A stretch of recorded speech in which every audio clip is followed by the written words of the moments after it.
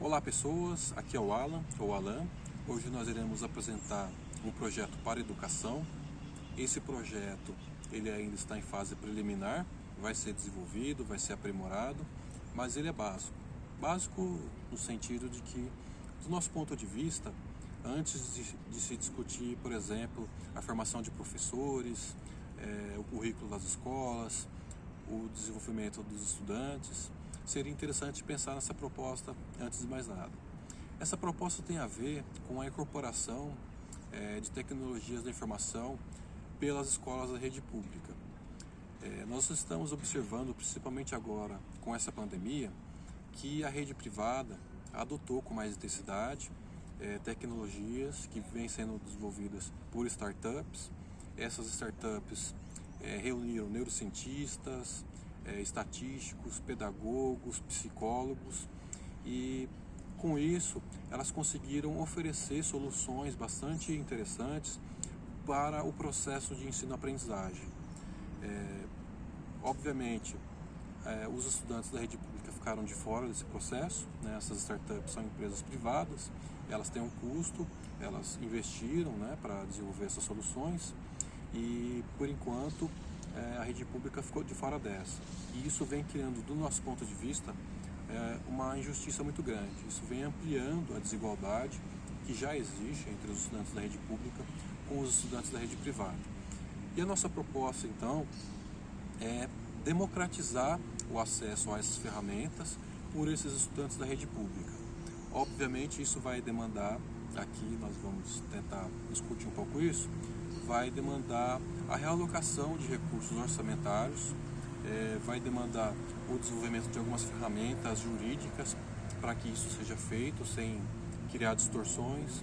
Enfim, há uma dinâmica aqui que precisa ser pensada, mas de todo modo a nossa proposta então é garantir que todos os estudantes, desde a creche até o final do ensino médio, tenham acesso ao notebook, tenham acesso à banda larga e tenham acesso então a essas ferramentas que oferecem alternativas ao processo de ensino-aprendizagem, oferecendo formatos diversificados, como por exemplo jogos, animações, filmes, vídeos, que podem ser utilizados por esses estudantes que tiveram alguma dificuldade em sala de aula, né? Então eles podem aproveitar a dinâmica, né, dessas ferramentas para aprender de uma forma diferente em casa ou em algum outro local em que eles possam estudar.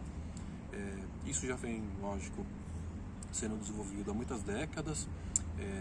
Algumas empresas vêm utilizando essas ferramentas desde a década de 70, nós temos a BPM, a BSC, são ferramentas que basicamente agregam informações, agregam dados e oferecem aos gestores mais informações para que eles possam tomar decisões mais acertadas.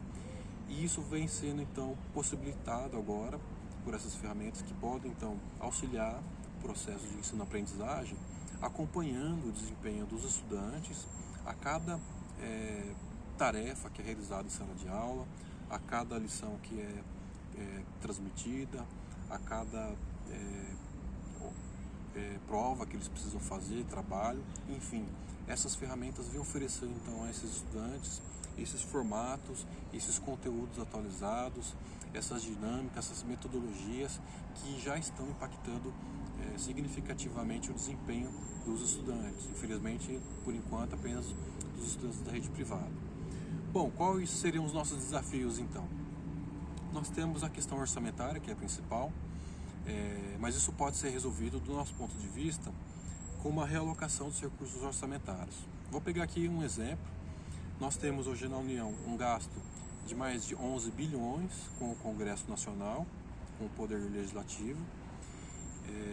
Do nosso ponto de vista, há um exagero muito grande, né, na alocação desses recursos, e eu pensei aqui em algumas hipóteses para a gente rediscutir e encaminhar como uma proposta futuramente, se possível. Vamos pensar, por exemplo, que os salários dos nossos deputados fossem de 15 mil reais e que os salários dos senadores fossem de 20 mil reais e que cada um dos deputados e cada um dos senadores tivesse à disposição 3 assessores e cada um desses assessores ganhasse em torno de 10 mil reais. Eu fiz esses cálculos considerando o custo de vida em Brasília, que é bastante elevado, e por isso então esses valores aí salariais para essas categorias. Bom, se nós pensarmos nesses valores, o custo do nosso legislativo federal seria de 325 milhões de reais, mas nós estamos gastando 11 bilhões, né? Então há uma defasagem muito grande entre, por exemplo, essa proposta que nós poderíamos encaminhar, sei o caminho para isso, devem existir outros, né?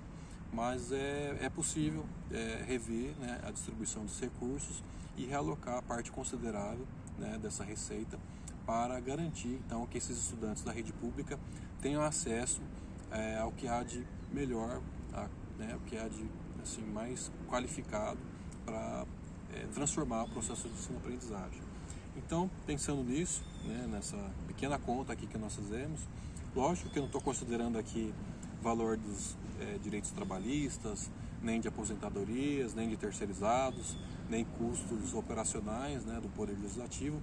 Mesmo assim, mesmo considerando esses custos, nós vemos hoje que há uma defasagem muito grande entre o que poderia ser, o que deveria ser, né, o nosso Poder Legislativo e o que é, né, uma defasagem de mais de 10 bilhões de reais que poderiam ser repensados. E que do nosso ponto de vista hoje, para trazer justiça ao sistema de ensino, principalmente o sistema de ensino público, isso deveria ser revisto.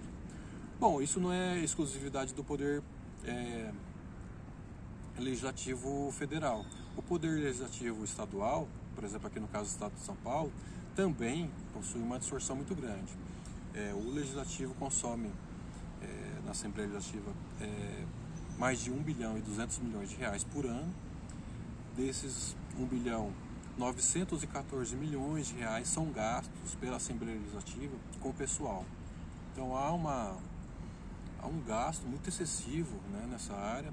Nós também fizemos algumas contas aqui no Estado de São Paulo, sem precisar reduzir nenhum número de deputados, né? Hoje nós temos 94. Se cada um desses 94 deputados estaduais ganhasse 10 mil reais e cada um desses deputados tivesse acesso a 2 assessores, cada um ganhando 5 mil reais, o que seria muito do meu ponto de vista, esse custo da nossa Assembleia Legislativa seria de 23 milhões e meio.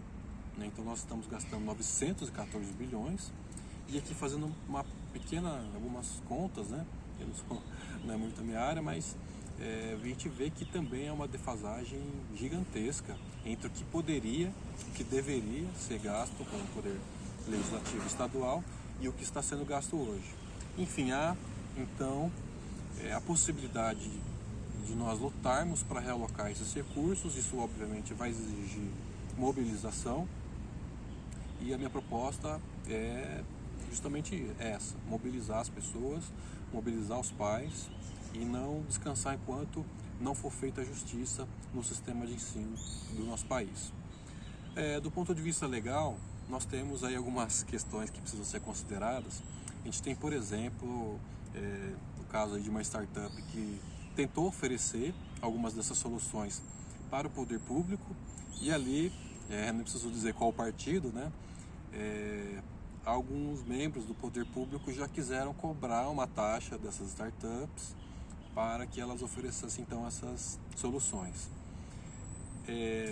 Para resolver esse tipo de questão e outras que possam surgir, nós temos hoje à disposição uma instrução normativa do Ministério da Economia, a instrução normativa número 1, que oferece já alguns instrumentos jurídicos para a licitação de soluções nessa área de tecnologia da informação, e essa instrução está pronta para ser utilizada a qualquer momento, e nós achamos interessante então que ela pudesse ser utilizada no processo licitatório para contratar essas startups e oferecer então a esses estudantes da rede pública as mesmas condições de desenvolver suas capacidades, seus potenciais e se inserir de uma forma autônoma na sociedade e com isso contribuir com o desenvolvimento próprio e de toda a sociedade. Então essa aqui é a nossa proposta então para a educação. Vamos apresentar ainda um complemento numa próxima oportunidade com relação ao ensino superior, uma outra proposta também polêmica.